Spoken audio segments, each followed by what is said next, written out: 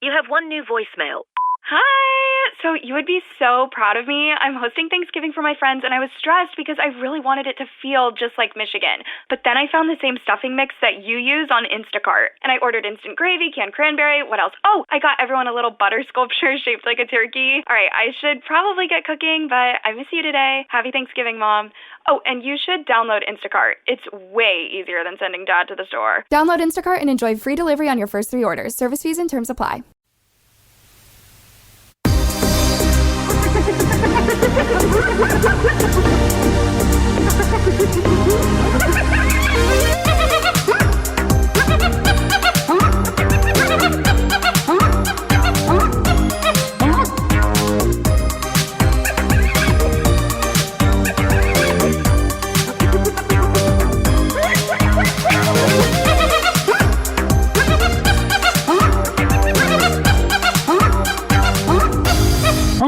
Okay, welcome to another episode of the History Hyenas. Closeted Chrissy, Yana Yaya here.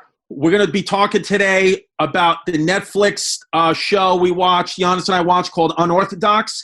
It's something I don't know. I don't even know. It's just about Hasidic Jews running wild, and then one of them escapes and gets to Germany, and we thought the perfect person to talk about this would be someone who escaped it himself, the great Moshe Kasher, who we know for a fact has got a circumcised penis, and I heard it's pretty big. Who'd you hear that from, Giannis?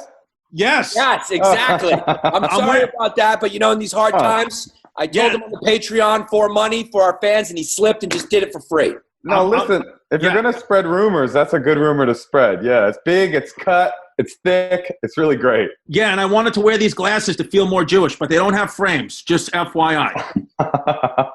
By the way, your producer, when they emailed me, called me Moshe, which I thought was a little bit anti-Semitic, but probably in tone with what we're about to do here. Well, listen, we'll fucking burn her alive for you. Yeah, well, great. Her name is Venetia. She's a black girl from the Bronx. Well, she did her best. She's trying her best, but you know what? She still wears Uggs, and she's upset because her job at Applebee's in Fulton Mall, Brooklyn, is on hold right now. So, Moshe, babe, let me ask you this. So when we watch, because Giannis is the one who told me about it. He goes, you got to watch this show Unorthodox. It's fucking wild. And then I watch it. I couldn't stop watching it because I grew up, and Giannis and I both grew up in Brooklyn, a few train stops away from Williamsburg, which is now all Whole Foods and gentrified. But I would see the Hasidic Jewish people, going like crossing the street and stuff. And, my grandpa, again, my grandpa's, old school guy. So he would say, hey, like, this Hasidic Jewish community, lock the doors. If you hit one of them, you get points or whatever. But we wouldn't. I'm just kidding. But my grandfather does not eat sushi because he fought in World War II. But they fought in World War II as well. They just didn't win. Yeah, that's true. That's a good point. Yeah. Well, listen, if you lose, you know what I mean? That's part of losing, guy. We don't eat your fucking food anymore. So, no, but my question to you is, because I'm kidding, but I thought that, I understand it's a very closed off community, but like, because I've been around them so much and seen them, I'm like, I know what's going on. And then as soon as the show started, there was a silver line that was broken that would go around the neighborhood, and nobody could leave. And I was like, what the fuck is that? I drove up and down these streets my whole life. I've never noticed the line. What's the line? What's it called?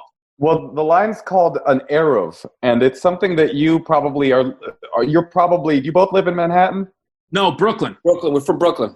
You might live in an Eruv and not even know it, because it's this weird kind of legal fiction, basically you're not allowed to carry out things outside on Shabbat because that makes God angry for obvious reasons, right? That's clearly, if there is a God, that is definitely something that would piss him off, right? Right. So then they started Judaism is nothing if not arguments about little teeny tiny details about what they really mean by a law, right? So the law is don't carry things outside on Shabbat, but do they mean don't carry things into my courtyard because I got a whole wall around my courtyard? If I walk out of my house into my courtyard, am I really outside or confines of my yard? So they took it a step further, and they were like, well, what if there's a walled city? Well, Jerusalem is a city that's covered. There's a wall around the entire city. They're like, okay, you can carry things in Jerusalem. And then they took it a step further. It's called a legal fiction, where they're like, well, if we could make a little unbroken line of material from telephone towers to light poles to traffic signals to buildings to, if we could make a circle, just a thread around the whole neighborhood, well, then that's kind of like a wall, and then we could carry inside of that. And so when that thing gets broken, which is a constant thing that happens, those things get broken because of like the disrespect of the Gentile community coming around breaking our lines. You know what I mean? Those bastards. Yeah, these unholy filth throwing their sneakers on top of the line or whatever it is. Then some thick task force has to the Navy SEALs has to jump in and tie the line. So when that thing was broken, she couldn't walk outside of her front door with a bag. But she did it anyway. She did it anyway in the show. But they were saying because she didn't have a baby, she was allowed to walk outside even though that thing was broken. Well, it's not that she didn't have because she didn't have a baby. It's that she didn't have a baby to carry. She didn't have any. It's all about carrying. And so she couldn't walk outside with all of her accessories. So she had to stuff some money into her pocket, which she shouldn't have been touching on Shabbat anyway. So if you're just going for a jog, you can run when that thing's broken. You're not carrying anything. If you're going for a jog, no, you can't put your key in your pocket. You can't do that. But they have belts for that. They have key belts. Right. A lot of Hasidic Jews have a belt with a key built into the buckle so that they can go out for a walk. So they find loopholes in their own laws. Well, that's Judaism 101, is finding loopholes. They wouldn't consider it a loophole. They would consider it analyzing it to the point where they figured out, actually, this is acceptable. Right. Well, I got a question for you. You're from this particular sect. You got out of the Hasidic Jewish community. At what point in your life did you realize that this was just fucking stupid? Well, that's disrespectful, and I won't answer it. It's a complicated answer. I'm not like the person in that show. I didn't escape from that life. I grew up secular 9 months a year. I'm from Oakland. I grew up in public schools. I grew up a completely secular kid. And 3 months a year, I would fly back to New York to Brooklyn and spend my summer vacations on the set of Fiddler on the Roof, basically. So I don't have that internalized trauma that a lot of those people that have actually escaped have. I was already a regular kid. I have different kinds of trauma from trying to fit into that social world, but I wasn't religious most of the time. I would just go in like an alien visiting this culture. Now, that's allowed? Yeah, I was going to say, how is that even allowed? Was it your parents who got out and then were half out? How did you end up in that situation? So it's a little bit of a complicated situation and a little bit of a complicated story. Anytime you start asking about my family, it's a long story, so cut me off if you get bored. No, dude, go. Do it, dude. This is what I'm going to jerk off to. Go ahead. Okay. That's actually not allowed, except if there's a line around your dick. You have to set one up. So basically, my parents, first of all, my parents are both deaf. So that's actually a kind of significant detail in how my family history in terms of Judaism came about. So both my parents are deaf. My family's actually not from the Satmar Hasidim. My family is from, actually, if you can believe it, a more hardcore sect of Hasidic Judaism up in upstate New York called New Square. They're called the Square Hasids. And in that neighborhood, the women don't drive. 100% of them voted for Hillary Clinton for senator. 100%, without one exception, because that's how lockstep they are. Like the rabbi said, we're voting for Hillary Clinton. Everybody in the population voted for him. Yeah, well, they got that one wrong. Yeah, well, she did win, but she won once. So religious, that side of my family, that my Satmar family, and I'll explain how they came about. When I had my bar mitzvah, the people in the show that you just watched were the most hardcore Hasidic Jews you could imagine, did the catering, and real family from the square wouldn't eat the catering because it wasn't enough for them. They brought their own bag lunches to my bar mitzvah. So that's how hardcore they are, right? They got out koshered. Yeah, they got out kosher. So my dad, my great grandfather moved here in 1912, and he sent for his family 15 years later, leaving my grandmother behind in Hungary. And by the time he sent for her, she was like, fuck. She was what Hyenas was asking about. She was like, this is stupid. My father abandoned me to this bullshit religion. I'm out of here. So my grandma the mother of my father raised my father in Brooklyn, totally secular, not religious at all. But his grandfather was in this Skver Chassid world, right? So long story short, my dad was like a weird beatnik, artsy, deaf painter in the Lower East Side in the late 50s and 60s. And in the late 60s, my parents met. My mom wasn't religious. They got married. They were weirdo beatnik artists, blah, blah, blah. They had a tumultuous relationship. 10 years later, they got a divorce. My mom moved us to California where we were to be not religious at all. And my dad became religious again. He got born again, went the way of his grandfather, got born again. But now remember, he's like a deaf divorcee that wasn't religious for the first half of his life. So he's not exactly a hot commodity. Right. In that world. But at that point, did you try to sign to him that this might be just a midlife crisis? I was 4.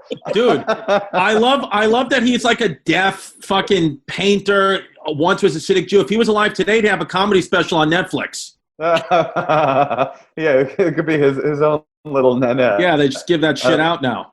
But he was looking for a religious woman to get married to, and there's very few religious Orthodox deaf women that, and if they weren't divorced and probably didn't want to marry a divorcee. My stepmother happens to be a divorced deaf woman from the Satmar community, and in any other universe, a woman from the Satmar community wouldn't have been allowed to marry a man like my father, but because she was deaf and he was deaf, they thought this is as good as it'll be. They married them together, and then my father moved from Forest Hills. He was living at the time in Forest Hills. He moved us, his family, to a neighborhood in Brooklyn called Seagate. You guys know Seagate? Seagate, yeah, sure.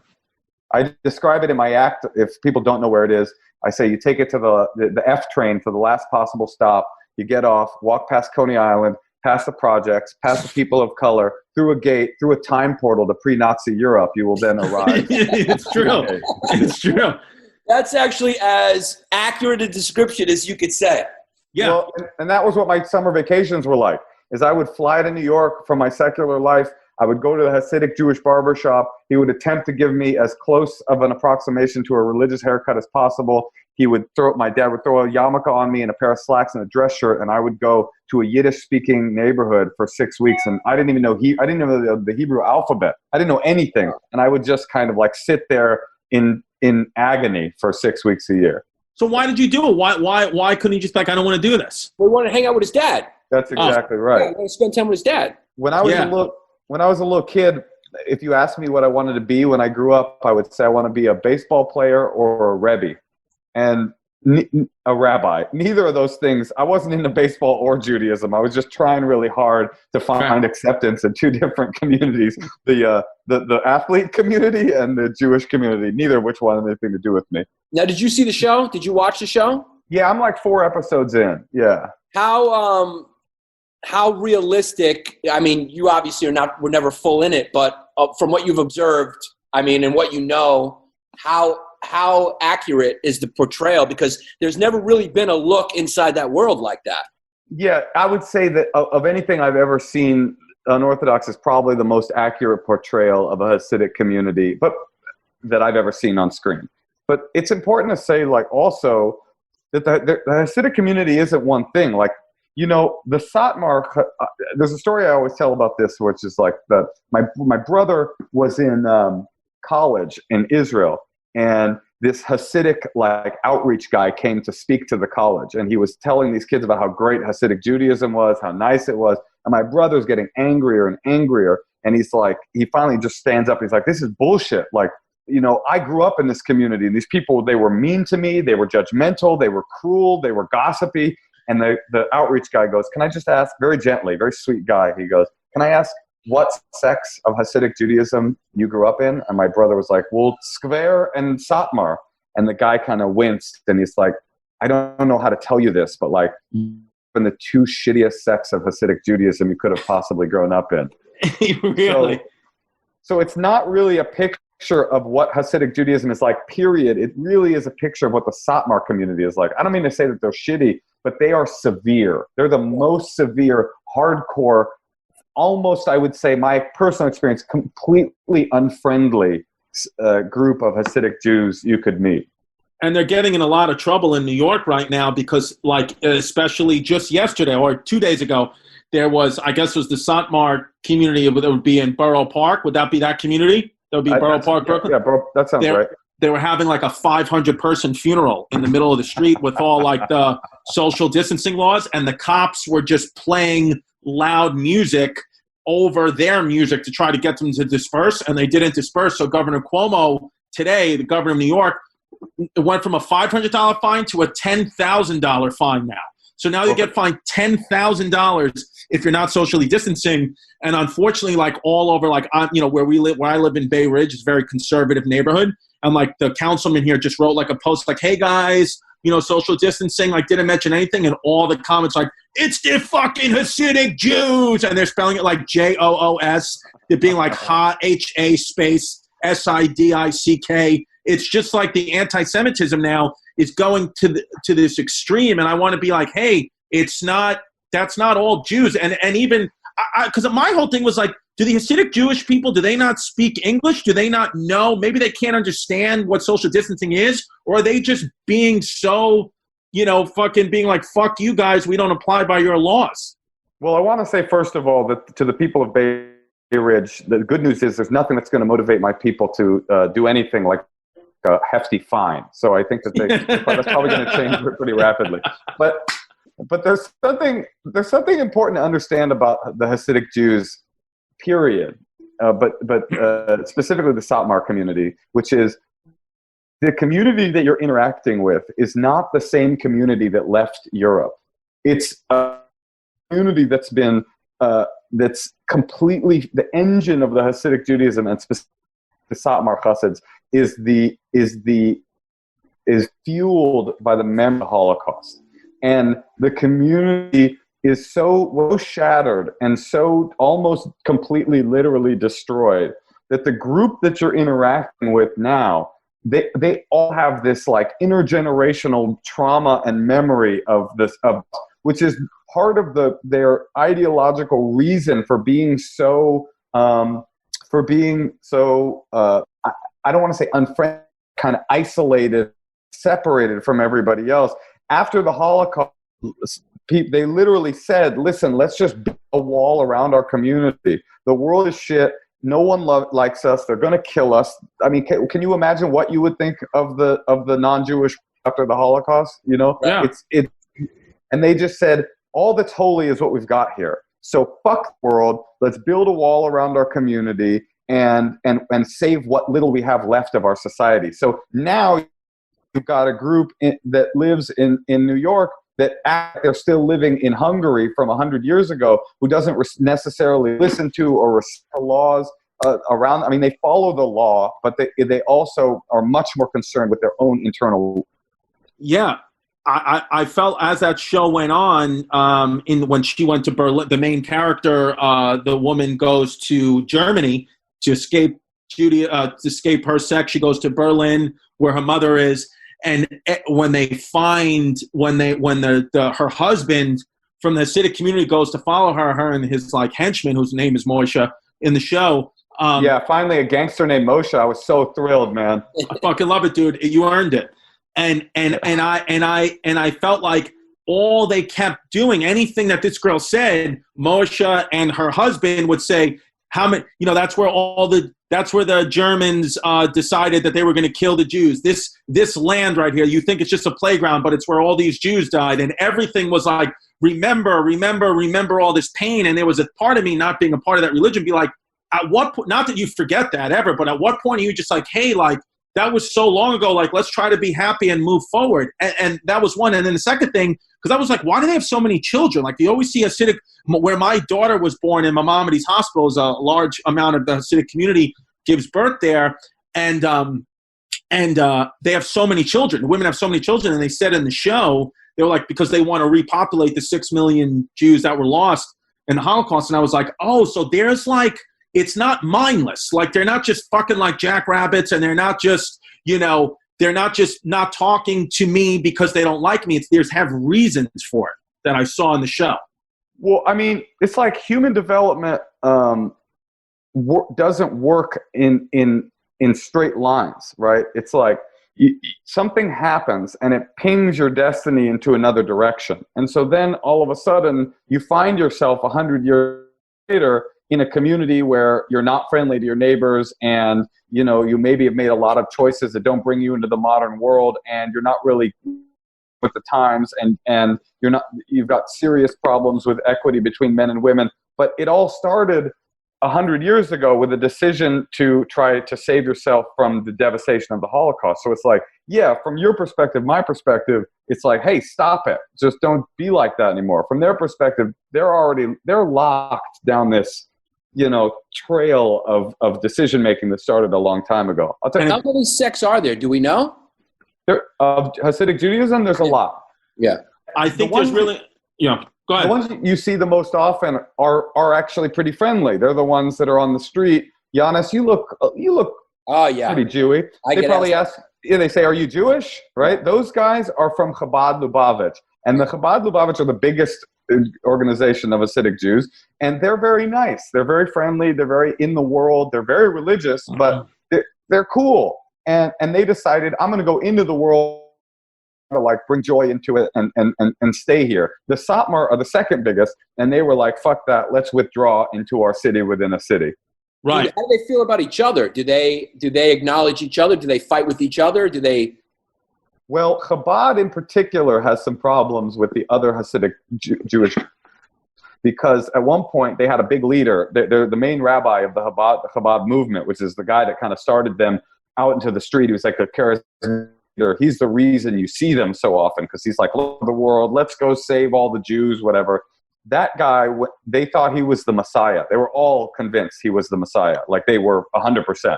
And then he died, which presents a pretty peculiar problem when you think he's the Messiah and he doesn't declare himself to be the Messiah. He's dead. So then a lot of them, about half of them, but maybe even more when he died, were like, actually, he didn't die. He's still here, and he's going to come back. Does that sound familiar to anybody? Yes. That sounds like a familiar story.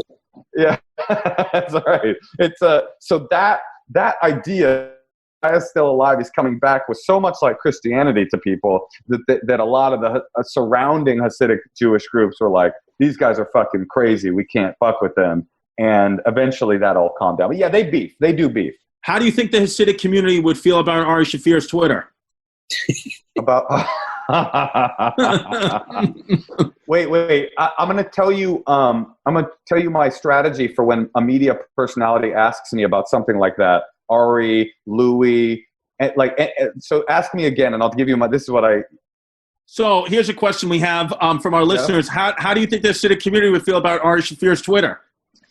Actually, that's a topic that deserves a lot of consideration, and it's one that I haven't thought enough about to really feel qualified to answer. I think the important thing is to let the Hasidic community speak to that themselves rather than me weighing in on this one.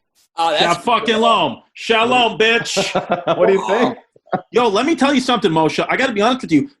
Here's a couple of things that I know. Because I said my daughter was born in Maimonides Hospital, and we had a doula, right? So the doulas, they're the Jewish wizards that they could the babies, they just know how to do everything with babies. It's like unfucking believable. And they told me, they were like, because my kid's mom, baby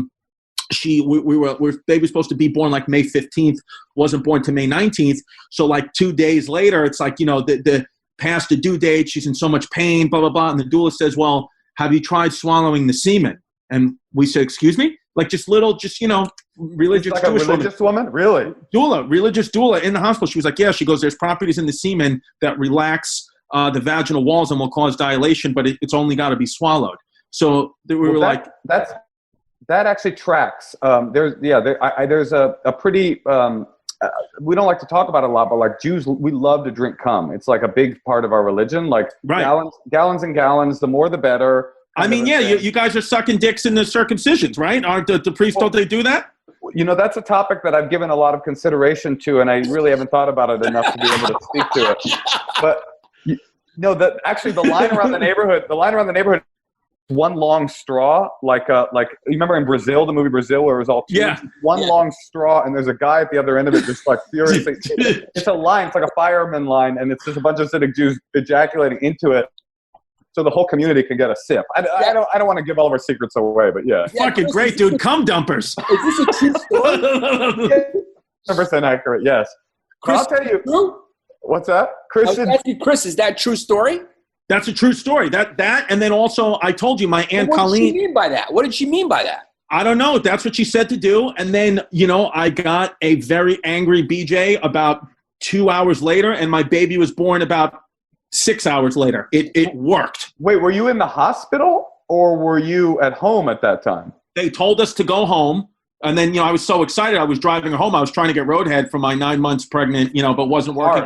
Because our angle's difficult. Exactly, because I had a Toyota, and the goddamn console was in. If I would have had a newer car like a Tesla or something like that, or push to start, would have been great.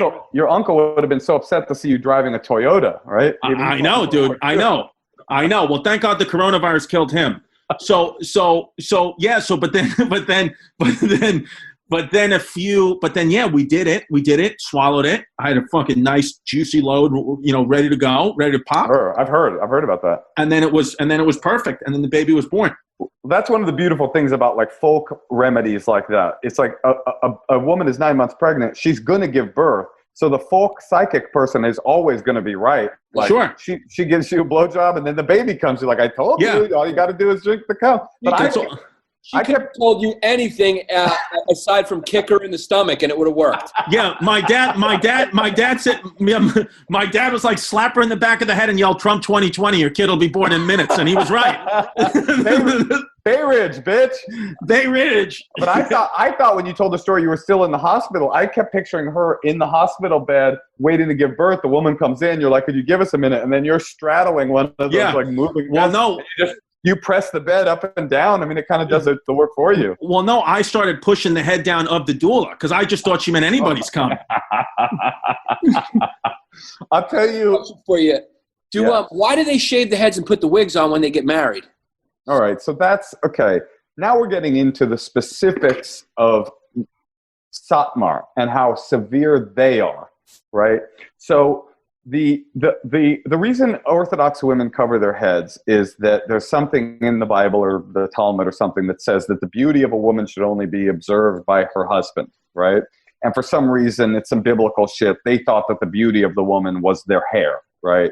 And probably that same idea is the reason that Muslim women cover their faces for the same kind of reason.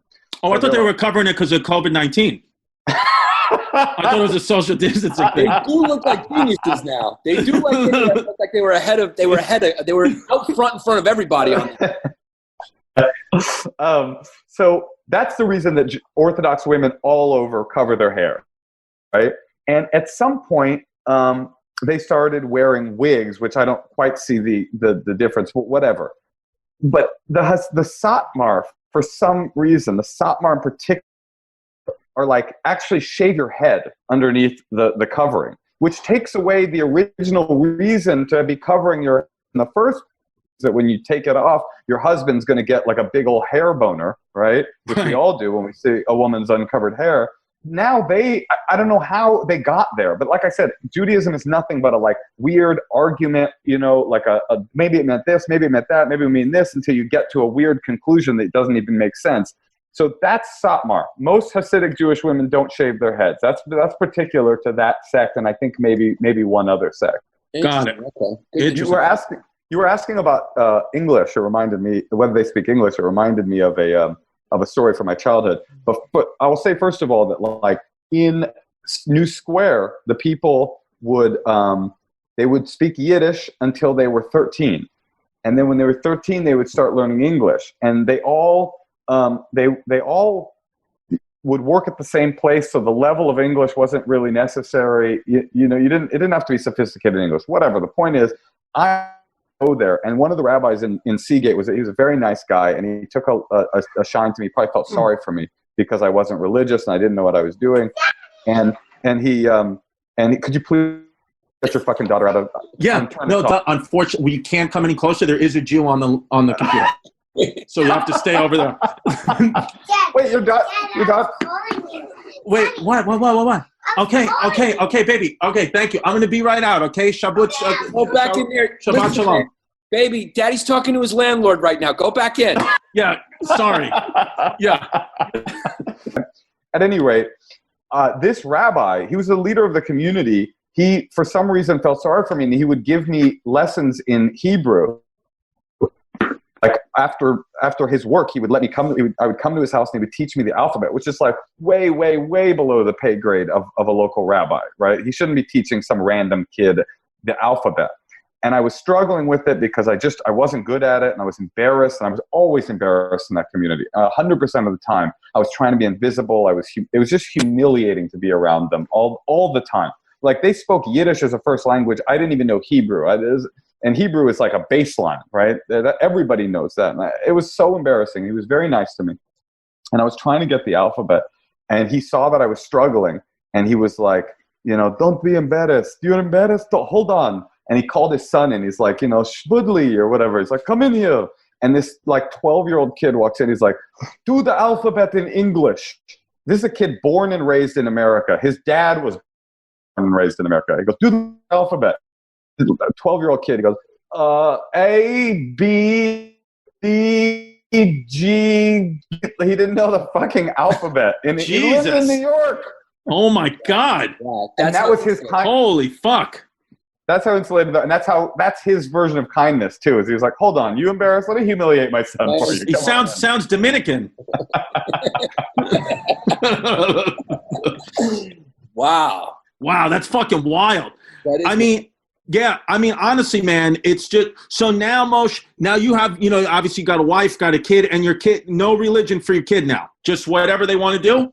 No, we're Jews. We're still Jews. I'm still a Jew. I mean, I think I got lucky in that, I didn't get, like I said, I didn't get a lot of the trauma of that community. Like, I mean, I did get some trauma, but it was so temporary. It was so like, I was an escape that I never had to like really, it didn't internalize in me. So it's like now, yeah, I celebrate the holidays. I have a very loose affiliation. I wear it like a loose garment. I get what I get out of it. Are you still Catholic at all? I am. So you want to talk about trauma? I mean, yeah, try being an altar boy under Father Bill, who's one of the fucking Hall of Fame. You've never seen a Hall of Famer with sex crimes with Father Billy Boy. Well, no, I remember him from the end of the straw. He would come by once in a while in the Jewish neighborhood to get I bet he would. Yeah, yeah. Anything that didn't land on my face would go to the straw. I had I grew up, a lot of my friends were Jewish in Park Slope, Brooklyn, but also on the corner, and they were all Reformed Jews. They all had Christmas trees, whatever, secular trees. But on the corner of my block was a Hasidic Jewish rabbi and his family, and he started like a preschool up there, and they were always really super nice. So they must have been from one of the friendlier sects because they would build the shack outside. As a kibbutz? The sukkah. They would build a sukkah. They would invite us in and give us cookies and milk and stuff like that. And I would always be like, "This is nice, but I mean, come on, cookies and milk. Where's the ice cream? Let's step it up a little bit." So they were nice, but they were frugal. They were frugal. A little frugal. I mean, the cookies and milk. It was like, "Where's the ice cream? I'm 12 years old." But no, I'm joking. They were super, super nice, super open, super friendly. They let us come in. They let us play baseball. So. That's, I think, an important point to make about unorthodox. I know you guys are all about historical accuracy and never 100%. making any mistakes. Yeah. So it's important to note that unorthodox is a picture of the Satmar community. And I don't know if it's it's a TV show, so it's a dramatic picture of the Satmar community. It happens to line up with my personal experience with that community pretty well, that they weren't very friendly, but there are friendly Satmar Jews, and there are many very friendly Satmar sects. I mean, but again, it's Holocaust trauma, a lot of that unfriendliness. I'll tell you guys another story. This is one of the worst memories of my childhood life. Can't wait. Although it was so bad, you almost couldn't help but enjoy it a little bit. At my stepsister's wedding, she was getting married. It was a big Orthodox affair, and we had this. My stepmother's mother, so my step-grandmother, was a Holocaust survivor. And, that's one of the things about the Holocaust survivors that nobody likes to talk about. We always think of them as like, oh, because you see the ones on TV, they're these very like serious, thoughtful, sweet people that are warning us about repeating the sins of our past. But the truth is that a lot of them, they were in the fucking Holocaust. So they came out pretty fucking awful personality-wise. You know what I mean? Like, right. they didn't like bounce back into a sweetheart like a Santa Claus. Like, Actually, there's a book called Man's Search for Meaning by Viktor Frankl. He's a psychiatrist that survived the Holocaust himself. He has a really chilling line in that book. He's like, basically, what needed to take place in the concentration camps in order to survive was ruthlessness, survival of the fittest, and making sure that you made it no matter what happened. And so there's a line in there that he says, everybody that made it out of the concentration camps lives with the fear, the shame, the knowledge that the best of us perished in the camps. Because the people that were giving away half of their rations to save their neighbor were the people that starved to death. And the people that were trying to be kind, not to say nobody was kind that made it, but really what it took was you had to make it out of there. Whatever. Wow. Thank you for sharing that. That is something that is kind of like right in front of your nose if you think about it, but nobody ever talks about that. That seems like it makes sense when you think about it. Like, wow. Like that never even crossed my mind. It's pretty powerful. If you guys are interested in that subcategory of what we're talking about, there's a really amazing movie on a documentary series on Netflix called The Devil Next Door. Yeah. We saw it. You watched it? Chris, did you see it? Oh, absolutely. I saw it. I watched. Yeah, it was great. To me, that shows you real community that was shattered. I mean, you just can't wrap your brains around what it is like to be in a community that is still alive and remembers when they were almost completely destroyed and shattered. I mean, maybe we'll all remember that 50 years from now from the great COVID debacle that we were going through. That's what it is, yeah. Finish off the Jews. So my step-grandmother... I'm kidding. I'm just... I got it. My step-grandmother... It'd be crazy if you weren't kidding. That would be a wild... If I was like, finish off the Jews. Moshe, where can they catch you? Where are you performing next? Well, they've taken away my livelihood. I'm performing nowhere, and that will finish me off. It's like a new Holocaust for you. It's my life force. Okay, but anyway... my step-grandmother was one of those people that didn't come out sweeter than when she went in, surprise, surprise, to the concentration camp. There you go. So we're at this wedding, and they're doing the family photos of the whole family, and it's me and my dad and his new kids and his wife, and just the whole, it's a big picture. It's like 20 people. And then my step-grandmother, she steps in, she goes, okay, let's do one more picture, just the family. Moshe, David, could you step out of the picture? And they took the same picture with like 18 people in it, but me and my brother were asked to step to the side, people from the first marriage. It's so great. I remember in part of that movie, The Devil Next Door, I remember someone saying like, yeah, like the other Jews, like the ones who were testifying, saying that was him. The other Jews were going like, hey, what did you do? What did you have to do that you survived? Like they were skeptical, like thinking they did something highly unscrupulous or they collaborated with the Germans in some way, in the camp to save themselves and not others. And they kind of lived with that, right? Well, that's what's so complicated about, and now we're finally at the point in history where there's almost no Holocaust survivors left, and so that direct line to trauma is getting slowly pruned, but that was what was so complicated for Jews in the last 50, 60, 70 years, was that everybody that made it out not only felt guilt because people that they knew and loved were gone, but also other people that were looking at them were like, who were you in the camps that you were able to make it out? Everybody had this like trickle down trauma, and I just say it again, like if the Holocaust had never happened, the Satmar community would not be that community. The unfriendliness that you may have experienced in the streets of New York, you wouldn't have experienced it in the same way. In Europe, before the Holocaust, they're not friendly to me either. It's like when I walk down the street and I see a Hasidic Jew, there's a part of me that wants to give him like a black eye nod, like, because I'm like, oh, that's my dude right there. But he looks at me, he would never want to give me a nod. But, again, people aren't monoliths either. There's a lot of people in all of these communities that are cool, chill, friendly, awesome people. It's just that the hierarchy, and it is hierarchy. It's one rabbi telling everybody what to do all the way down. That's what Hasidic Judaism is. that they have made different decisions. And if you were lucky enough to be born into a Chabad family, then the decision they make is to give the little Greek boys in the neighborhood milk and cookies. And if you're unlucky enough to be born in one of the more severe communities, then they say, don't ever talk to non-Jews. They want to kill us. Okay, well, you're not going to be very friendly if that's the message from on high. Right, right. I mean, this was fascinating, dude. Thank you so much for coming on. I mean, Jan, do you have any more questions? Because that was great. I mean, this is unbelievable. I got one more question. How do the rabbis become rabbis? Is it an election process? Is it you're born into a family? How is it you're appointed by a council? How does that work? Well, okay, so there's a difference between a rabbi and a rebbe. That was the thing I said I wanted to be in the beginning. Every Hasidic Jewish sect is led one mega rabbi.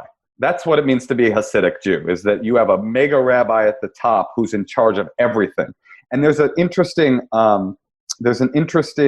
quote my brother was telling me about yesterday when I was talking about this podcast and that I was going to be talking about Satmar. He said that like every Rebbe, so that's what a Rebbe is. A Rebbe is the mega rabbi that leads the community. A rabbi is like the guy that was teaching me the alphabet. He's a community leader. He leads prayer services. He's a direct contact to the people. The Rebbe is much more, it's like senator versus the president, right? The Rebbe is the president of the Hasidic sect.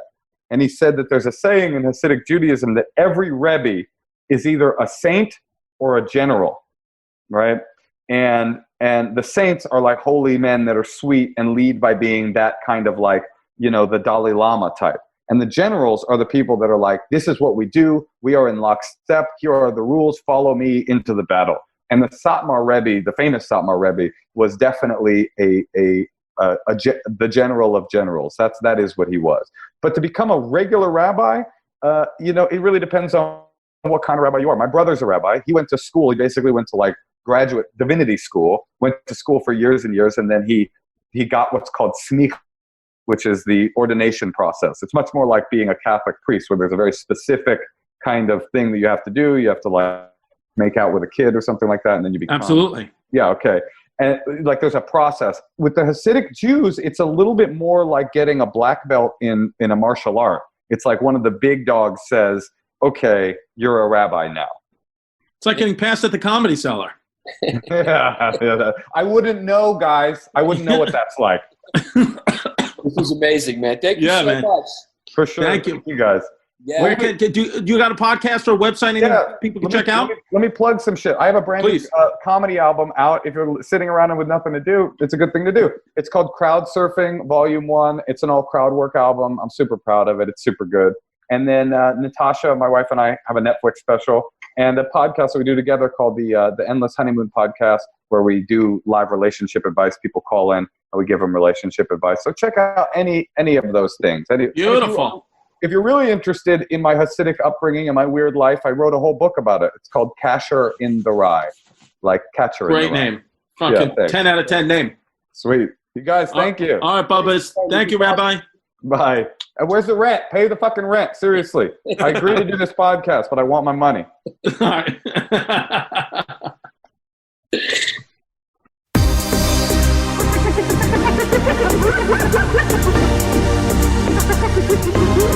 ha!